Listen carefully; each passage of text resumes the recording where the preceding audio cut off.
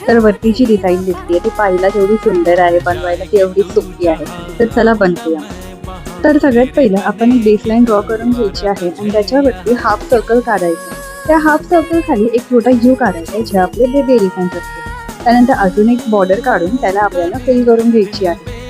त्यानंतर अजून एक 2 लाईन्स ड्रॉ करून घ्यायचे आणि त्याची जी बॉटम लाईन असेल त्याला आपल्याला स्केल अप डिझाईन म्हणजेच बंपटी बंपवाली डिझाईन काढून घ्यायची आहे. त्यानंतर 1 फिंगर स्पेस सोडून आपल्याला अजून एक बेस लाईन ड्रॉ करून घ्यायची आहे, जशी मी व्हिडिओमध्ये काढली आहे.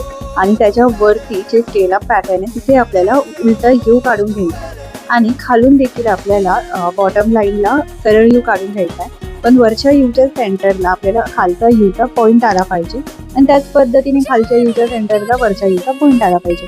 त्यानंतर अजून एक लाईन ड्रॉ करून आपल्याला मध्ये जी स्पेस उरती आहे ती आपल्याला फिल करून एक डार्क लाईन काढायची.